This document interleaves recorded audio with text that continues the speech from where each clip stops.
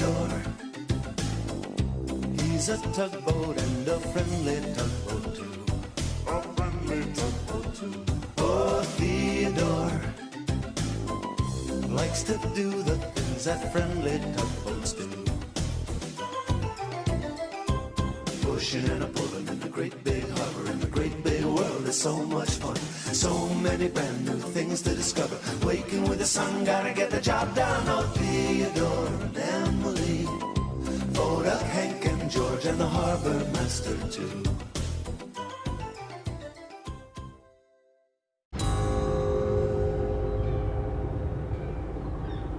It was a very busy morning in the big harbor.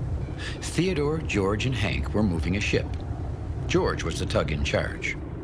Push a little harder on your side, Hank, George said. Pushing harder, Hank called out. Prepare to turn, George announced. Each tugboat took a turn answering George so that George would know they had heard him. Preparing to turn, Theodore answered. Preparing to... Hank hiccuped so hard that he bumped right into the big ship. Sorry, he said. I mean, preparing to hiccup. Well, Hank had to laugh. Hiccup! He didn't do anything to make the hiccups happen. They just popped right up all by themselves. Hiccup! Oh, well, okay. So Hank just got hiccups completely out of nowhere. That's normal, I guess. Funny. I didn't think tugboats could get hiccups. Well, apparently they do. And they weren't about to leave anytime soon as the tugs tried to dock the ship. Prepare to dock, said George, trying not to laugh too. After all, he was the tug in charge. Preparing to dock, called Theodore. Preparing to... hiccuped Hank, and he bumped right into the ship. A little giggle snuck out before he had a chance to stop it. Please stop bumping into me, Hank, said the ship. Sorry, said Hank. Hank, called George. I think Theodore and I can finish the job without you. Hiccup, said Hank, surprised. Well, without Hank's hiccups, George and Theodore quickly moved the ship to her place at the dock. Hank was sad about having to leave the job. He liked working with his friends. Hiccup! Why would that honestly be me? Because it's you! You make yourself giggle at the littlest things! That's why I've said Hank is literally the embodiment of you! Yep, that's me. Well, the tugs finished their job without Hank, now trying to figure out how to cure his hiccups. Theodore then floated over with an idea that may help. Hold your breath while I count to 100, commanded Theodore. Oh, yeah, okay, Hank said. He took a big breath and held it. 1, 2, 3, 4, counted Theodore. Theodore didn't count high numbers very well, and he started to get a bit mixed up. 6, 16, 17, 17, 9. Hank was having a hard time holding his breath. Finally, Theodore noticed his friend, and he finished quickly.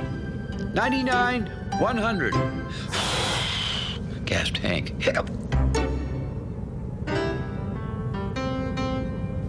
Theodore, I think the hiccups are still here. Hiccup! I have to get back to work, said Theodore. I hope your hiccups go away soon. It's a very busy day and we need your help. Okay. Does Theodore have dyscalculia, I think it is? I would have thought he counted pretty well, but I guess not. Then again, he is a young tug, so I should have expected that. And how long exactly was Hank holding his breath? Surprised he didn't turn as blue as his hat by now. Well, since that trick didn't work, Hank floated over to talk with Donald Duck about his hiccups. Yeah, that's a really good option. What should I do, Donald? He said. Hiccup!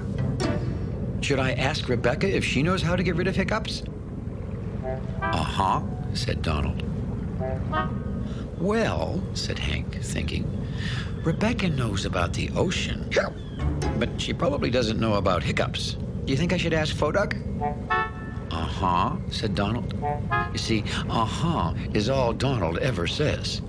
Well, said Hank, Foduck knows about safety, but maybe he doesn't know about hiccups. Do you think I should ask Bedford Bowie? Uh-huh, said Donald. You're right, shouted Hank. Thanks, Donald. You've been a really big help. I still don't get why Tugs even bother talking with Donald sometimes. Like, all he says is, every single time. That doesn't really answer their questions most of the time. So Hank floated over to talk to Bedford, which didn't happen. Instead, he met up with George, who had another technique to try. I know a way to stop hiccups, announced George. Go backwards, and they'll go away. Well, that sounded like it might work. Hank putted backward. It's working, he said. Hiccup! Hank hiccuped right into Fundy, the fishing trawler, who was just coming into the harbor. Oh, cried Hank. I'm sorry, Fundy.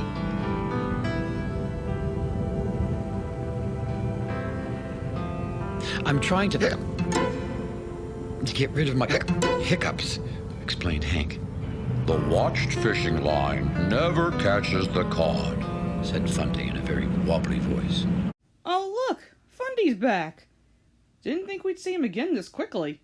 But here's a stupid question. How the do you know who Fundy is when he was just introduced? Hey, it's Theodore logic. Why are you even questioning it? I don't know, you're right. Anyway, what the Tugs didn't see was that after the bump, Fundy's fishing net was spilling into the water. Yeah, that's not gonna screw things up later. Hank then continued on, and it seemed like his hiccups were getting worse. He hiccuped so hard that he bumped into the fairy twins, who also had another idea on the hiccup problem. We know how, said Philip, one of the fairy twins. To stop the hiccups, said Fillmore, the other twin. You have to go in a circle, Philip said. For a really long time, finished Fillmore. Well, by now, Hank was willing to try anything. He started slowly, but soon he moved faster and faster. Wait a minute, Hank called. I think they're gone. He stopped. He smiled. Then, hiccup! Came a huge hiccup. Oh, said Philip. Well, finished Fillmore. Damn, these hiccups really don't want to go away, do they? I mean, can't they just leave Hank alone? So once again, Hank floated on, still hiccuping, until he got quite the surprise, which I think you can tell how that turned out. Hiccup! Suddenly something big and noisy and scary floated out right in front of him, spraying water, and it was Phoduck. He was spraying his fire hose and blowing his emergency whistle. Did it work? Asked Phoduck. Did I scare away your hiccups? Hiccup! Said Hank. But thanks, hiccup, for trying. Well, I better get back to work, called Phoduck. I certainly hope your hiccups go away soon. We really need your help today. I've tried everything to get rid of these hiccups, Hank thought, and nothing works. Hiccup! I guess I'll have them for the rest of my life. Hiccup! Seriously? How are they still here? Didn't think hiccups could be that stubborn. And to Hank it seemed like he'd be stuck with them forever, no matter how hard he tried to get rid of them. So he continued on home, and the dispatcher then alerted him about Fundy's net still floating in the water. Fundy the fishing boat has dropped his drift net in the harbor. He has? Hiccuped Hank. Yes, continued the dispatcher. Theodore and Emily are bringing in a big ship, but the net is blocking the way. It is? Hiccuped Hank. The net must be moved, said the dispatcher. Please take Bobby Barge at once. Yes, sir. No, sir, Hank stammered. I got the hiccups. Hank, you're the only tug who is not working today, said the dispatcher. You must move the net, or the ship will be caught in it.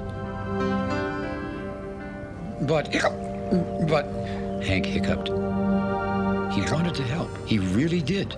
but he had such bad hiccups. I know you can do it, the dispatcher said. You must. It's up to me to save the ship. I must save the ship, Hank thought as he turned in a tight circle. At this point, I understand that the hiccups are being a real pain in the bumpers, but still. I mean, honestly, what is really the worst that could happen if that net got caught on the ship? Oh, wait a minute. Yeah, I don't want to think about that. Well, it didn't take very long for Hank to decide as he raced off to get Bobby Barge. It was now up to him to save his friends and the oncoming ship. We have to work fast, Bobby, Hank shouted. He pulled Bobby beside the drift net. Emily and Theodore had almost reached the net with the ship.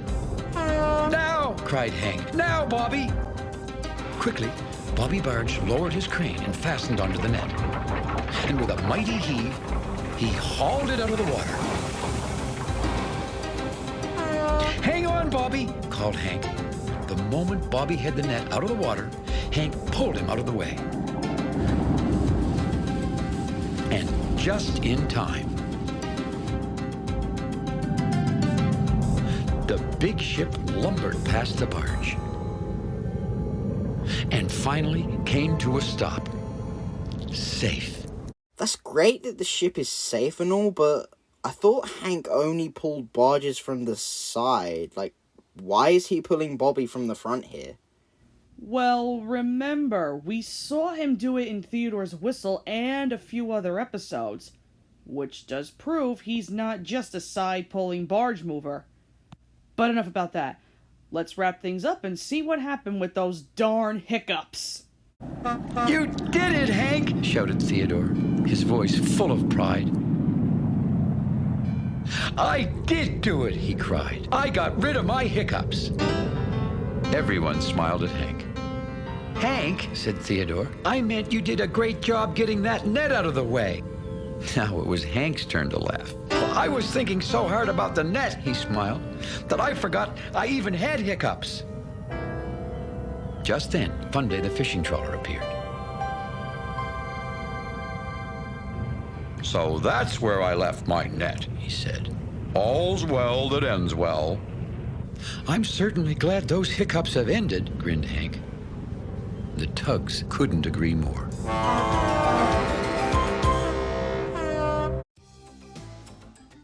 And that concludes Hank's hiccups. Alright, Matt, what do you think about this episode? Overall, this episode truly is on the comedic side. I also feel like it's an episode that, like, literally anyone can relate to, since it can occur at any time to any individual. Like, I'd be surprised if there was someone who couldn't relate to having the hiccups. You know, it's a natural body reaction. I think this episode was right to have Hank as the lead focus, because Hank's giggly and silly nature, it slips right into place with his overall persona. And what I also enjoy is whatever character Hank comes across, whoever he comes across in this episode, like, doesn't make fun of him or, you know, have a go at him for hiccuping, because, you know, he can't help it. What I admire most about the characters in this episode is that they, like, all attempt to, like, assist Hank by showing him strategies on how to, you know, get rid of the problem, which I think spreads a lot of positivity between the dynamics between the Big Harbour pals. Obviously, the soundtrack and visuals are peachy, as per usual. Nothing really goes wrong with those. Heck, I even have my own strategy to get rid of the hiccups when I have them, because since hiccups are trapped air in your lungs, the best thing to do is simply burp the trapped air out. Like so. See? Oh god damn it! I thought this episode was pretty funny. While I shouldn't question it, I just find it hilarious that a tugboat can get hiccups. I've seen this particular plot in a few other shows, but somehow I feel like this one stands out a lot more. Still trying to figure out how the hiccups just suddenly went away after Hank saved everyone, but hey, I guess everyone has their own way of getting rid of hiccups. And some of the different tricks that he tried, not gonna lie, were pretty funny. What I want to know is how they made him bounce out of the water while he hiccuped. That looked like it might have been tricky, especially while in motion. While we had no new characters this time, there were still some small appearances by ones like Fundy, Donald, the Fairy Twins, etc. Music was pretty simple, with a little twist on whenever Hank hiccuped. And visually we saw nothing but the different places around the big harbor. Nothing really stood out, like usual. If I ever need a laugh, or if I just want to see a tugboat hiccuping all over the big harbor, I will definitely come to this. Next up is Hank's new name.